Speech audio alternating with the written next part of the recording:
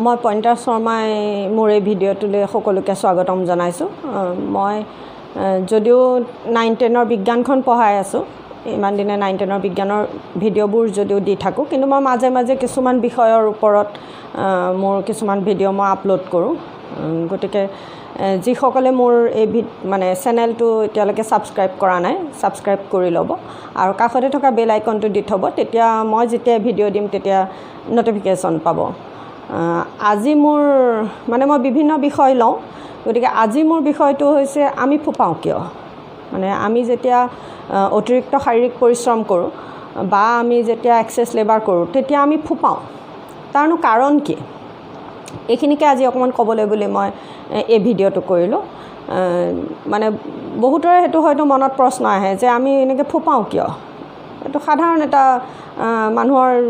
মনলৈ অহা এটা প্ৰশ্ন। গতিকে এইটো কথাটো হৈছে কি, আমাৰ শৰীৰটো কোষেৰে গঠিত, আমাৰ গোটেই শৰীৰটো কোষেৰে গঠিত। গতিকে এই কোষবিলাকে এটা নিৰ্দিষ্ট মাধ্যমতহে সিহঁতৰ কামবোৰ কৰিব পাৰে। কোষ এটাই আমাৰ যিবোৰ শৰীৰৰ কোষ, সেই কোষবিলাকে সাধাৰণতে প্ৰথম মাধ্যমত বা খুব বেছি অকণমান ক্ষাৰকীয় মাধ্যম, যাৰ যেতিয়া pH মান 7 বা 7.8 এই পৰিসৰটোতহে 7.8 সেইটো ক্ষাৰকীয় আৰু 7 প্ৰথম অৱস্থাত নিউট্ৰেল অৱস্থাতহে বা সেই অকণমান ক্ষাৰকীয় মাধ্যমতহে কাম কৰিব পাৰে। কোষটোৰ যাৱতীয় কামখিনি কৰিব পাৰে। আৰু কোষটোৰ সেই যাৱতীয় কামখিনি যেতিয়া সুচাৰুৰূপে সম্পন্ন হয় তেতিয়া আমি আমাৰ কামবোৰ, আমাৰ যিখিনি দৈনন্দিন কাম আমি কৰিব পাৰোঁ। কোষবোৰ সুস্থ হৈ থাকিলে আমি আমাৰ দৈনন্দিন কামখিনি সম্পন্ন কৰিব পাৰোঁ। এতিয়া কোষ এটাই যেতিয়া তাৰ নিজৰ যাৱতীয় কামখিনি কৰোঁতে কোষক শক্তিৰ প্ৰয়োজন হয় আৰু সেই শক্তিয়ে আকৌ আমি যেতিয়া কাম কৰোঁ আমাক সেই শক্তি আমি ব্যৱহাৰ কৰোঁ। কোষটোৰ ভিতৰত কিছুমান কোষৰ অংশ থাকে, সেই কোষৰ অংশবিলাকক কোষাংগাণু বুলি কোৱা হয়। আৰু সেই কোষাংগাণুবিলাকৰ প্ৰত্যেকৰে নিজৰ নিজৰ বেলেগ বেলেগ কাম থাকে। সিহঁতি প্ৰত্যেকে একোটা নিৰ্দিষ্ট কাম কৰে। আৰু তেনেকুৱা এটা কোষাংগাণু হৈছে মাইটকণ্ড্ৰিয়া। আৰু সেই মাইটকণ্ড্ৰিয়াটোৱে কি কৰে, কোষৰ কাৰণে শক্তি উৎপন্ন কৰে। অকল কোষৰ কাৰণে শক্তি নহয়, কোষটোৱে তাৰ কামখিনি কৰিবলৈ কোষৰ ভিতৰত যিখিনি জৈৱ ৰাসায়নিক বিক্ৰিয়া হ'ব, সেই জৈৱ ৰাসায়নিক বিক্ৰিয়াখিনি সম্পন্ন হ'লেহে আমি আকৌ সুস্থ হৈ থাকিম, আমি আমাৰ কাম কৰিব পাৰিম। গতিকে কোষৰ প্ৰয়োজনীয় শক্তিখিনিহে মাইটকণ্ড্ৰিয়া উৎপন্ন কৰিব। আৰু সেই মাইটকণ্ড্ৰিয়া আমাৰো প্ৰয়োজনীয়। আমাৰ কি, আমাৰ কোষবিলাকৰ প্ৰয়োজন আমাৰ প্ৰয়োজন। গতিকে সেই মাইটকণ্ড্ৰিয়াই কি কৰে, কোষৰ শক্তি উৎপন্ন কৰে আৰু সেই শক্তিৰ জৰিয়তে আমি আমাৰ কামখিনি কৰি যাওঁ। গতিকে আমাক কাম কৰিবৰ কাৰণে শক্তিৰ প্ৰয়োজন হয়। সেই শক্তি কোষত থকা মাইটকণ্ড্ৰিয়াই আমাক যোগান ধৰে। গতিকে মাইটকণ্ড্ৰিয়াক আকৌ কোষৰ শক্তিৰ ভঁৰাল বুলি কোৱা হয়। সেইকাৰণে মাইটকণ্ড্ৰিয়াটো হৈছে আমাৰ কোষৰ শক্তিৰ ভঁৰাল, কাৰণ সি আমাক শক্তিৰ যোগান ধৰে। আৰু এই যিখিনি শক্তি সি উৎপন্ন কৰিবৰ বাবে আমাৰ শৰীৰটো, আমি যিহেতুকে এটা বহুকোষী জীৱ, আমি এটা উন্নত জীৱ, আমি বিৱৰ্তনৰ একদম সৰ্বোচ্চ পৰ্যায়ৰ, আমি আটাইতকৈ সৰ্বোচ্চ স্তৰৰ এটা উন্নত জীৱ এটা। গতিকে আমাৰ শৰীৰৰ কোষখিনিত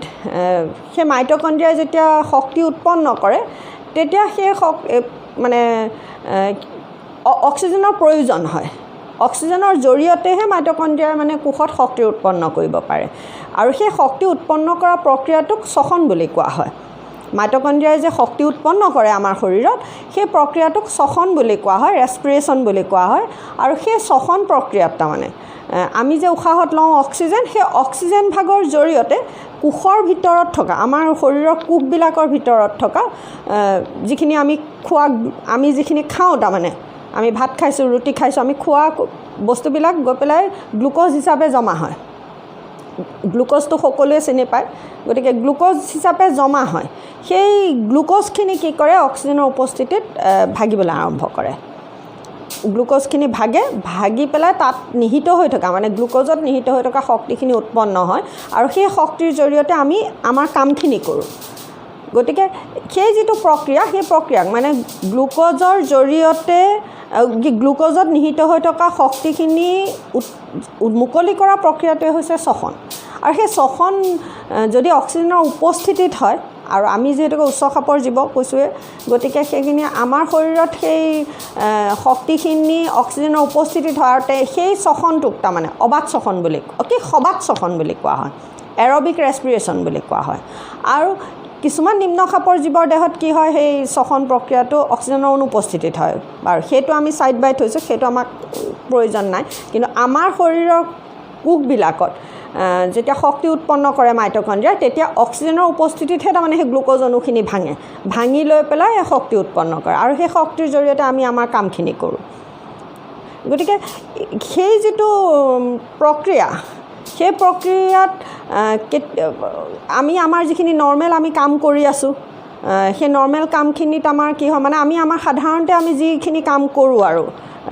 দৈনন্দিন যিখিনি যাৱতীয় কাম আছে সেই কামখিনি কৰিবৰ কাৰণে আমাক যিখিনি শক্তিৰ প্ৰয়োজন হয় এই মাইটকণ্ড্ৰিয়াৰ সেই যিটো সাধাৰণ প্ৰচেছ যিটো মানে সবাধ শ্বসন যিটো এৰবিক ৰেছপিৰেশ্যনৰ জৰিয়তে উৎপন্ন কৰা শক্তিয়ে যথেষ্ট হয় সেই শক্তিৰে আমি আমাৰ কামখিনি কৰিব পাৰোঁ কিন্তু কেতিয়াবা যেতিয়া আমি মানে অতিৰিক্ত শাৰীৰিক পৰিশ্ৰম কৰোঁ যেতিয়া আমি আজি বেছিয়ে কাম কৰিলোঁ কাম কৰাৰ লগে লগে যেতিয়া খৰধৰকৈ আমি কাম কৰিছোঁ আমি খুব দৌৰিছোঁ বা আমি খুব মানে খৰধৰ হৈছে আজি আমাৰ কাম আজি অলপ বেছিয়ে হৈ গৈছে এনেকুৱা অৱস্থাত কি হয় মানে যেতিয়া আমি অলপ বেছিয়ে পৰিশ্ৰম কৰোঁ তেতিয়া কি হয় আমাৰ সেই যি মাইটকণ্ড্ৰিয়াই যি শক্তি উৎপন্ন কৰিছিলে অক্সিজেনৰ উপস্থিতিত শক্তি উৎপন্ন কৰিছিলে আৰু এটা কথা সেই অক্সিজেন আমি পাওঁ কেনেকৈ আমি যে উশাহত লওঁ অক্সিজেন সেই অক্সিজেনৰ জৰিয়তে তাৰমানে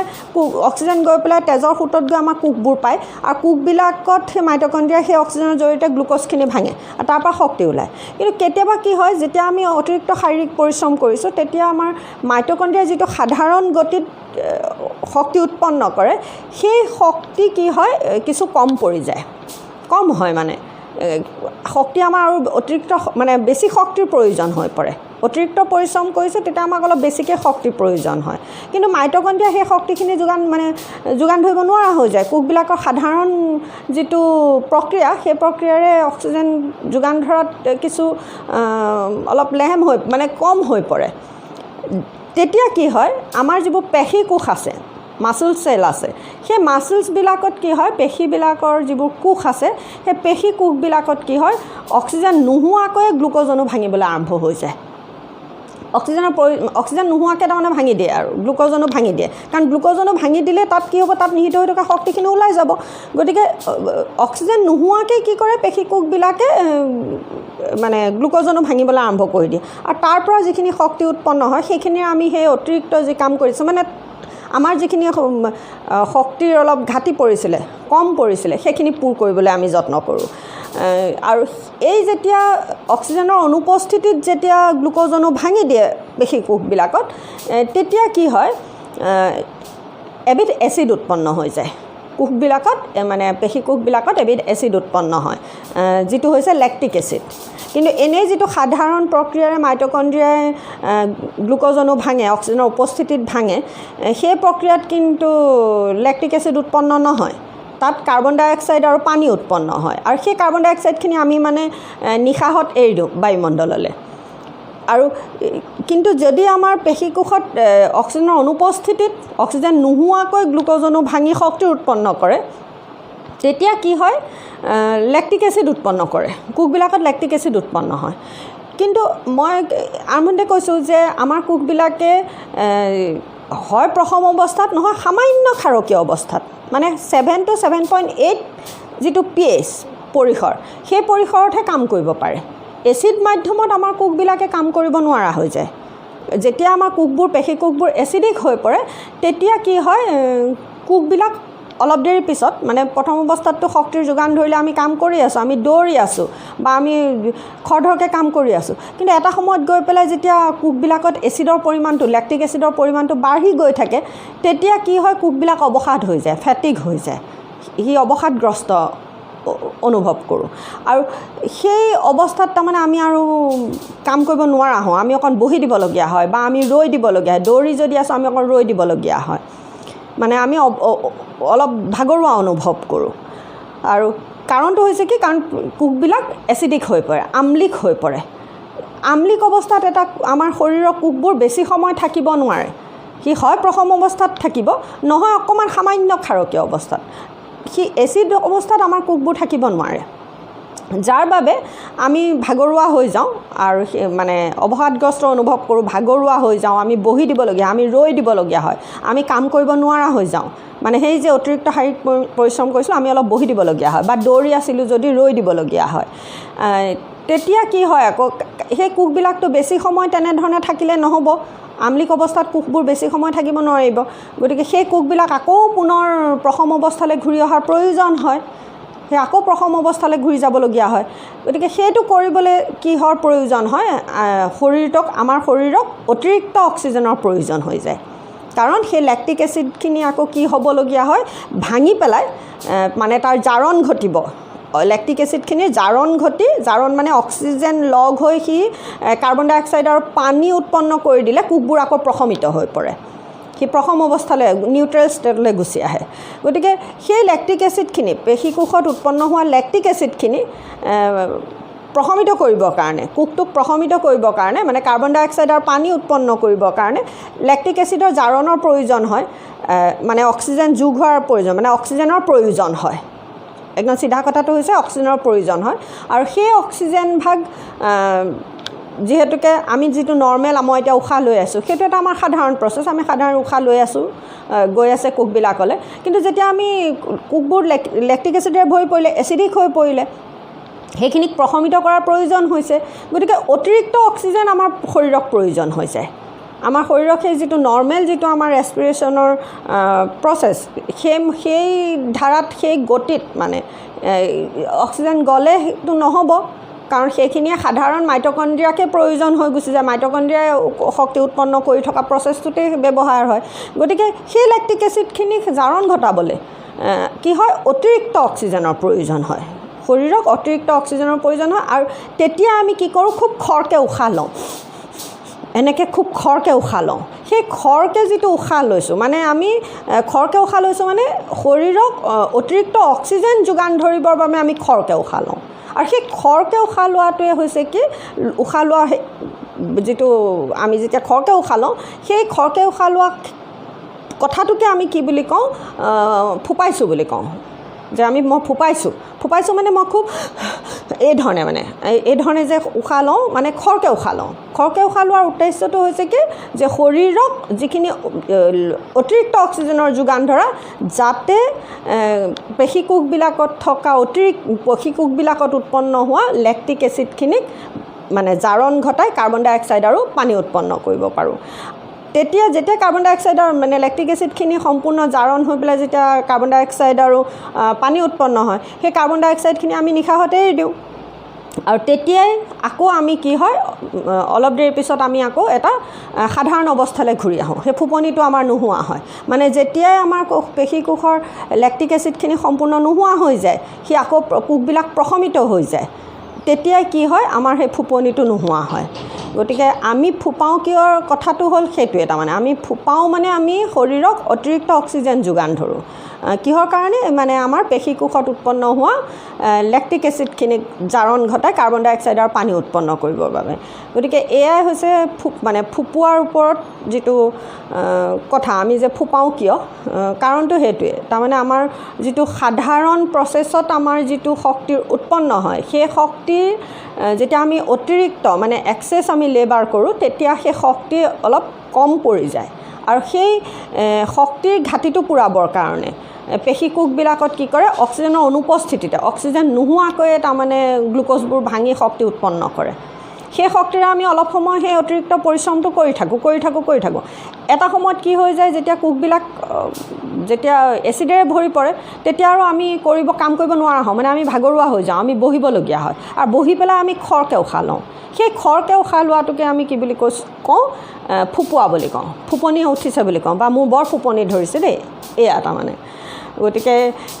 এই ফুপাওঁ কিয়ৰ ওপৰত মই এইখিনিয়ে মানে ক'লোঁ এইটো এটা সৰু ভিডিঅ' কৰিলোঁ যে আমি ফুপাওঁ কিয় গতিকে যদি মোৰ ভিডিঅ'টো চাই ভাল লাগে তেতিয়াহ'লে লাইক কৰিব শ্বেয়াৰ কৰিব আৰু কমেণ্ট কৰি জনাব মোৰ ভিডিঅ'টো চাই কেনেকুৱা লাগিলে আৰু যদি চাই ভাল নালাগিলে বা মানে একো ক'বলগীয়া কথাৰ নিচিনা নহ'ল তেতিয়া বা মুঠতে যদি পচন্দ নহ'ল মোৰ ভিডিঅ'টো তেতিয়াহ'লে এটা ডিছলাইক দিব মানে লাইক আৰু ডিছলাইকটোৱে মোক আচলতে উৎসাহিত কৰিব যে মই মোৰ ভিডিঅ'টোত কিমান সফল হৈছোঁ গতিকে এইখিনিয়ে মই শেষত অনুৰোধ কৰিছোঁ আৰু যদি চেনেলটো এতিয়ালৈকে ছাবস্ক্ৰাইব কৰি লোৱা নাই যদি ভাবে যে মোৰ চেনেলটো এটা দৰকাৰী তেতিয়াহ'লে চেনেলটো ছাবস্ক্ৰাইব কৰি ল'ব আৰু বেল আইকনটো দি থ'ব কাৰণ মই মাজে মাজে এনেকৈ বিভিন্ন বিষয়ৰ ওপৰত ভিডিঅ' আপলোড কৰি আছোঁ গতিকে এইটো এটা অনুৰোধ যদি মানে প্ৰয়োজনীয় বুলি ভাবে তেতিয়াহ'লে লাইক শ্বেয়াৰ আৰু ছাবস্ক্ৰাইব কৰিব আৰু ভিডিঅ'টো শেষলৈকে চোৱাৰ বাবে সকলোকে ধন্যবাদ জনাইছোঁ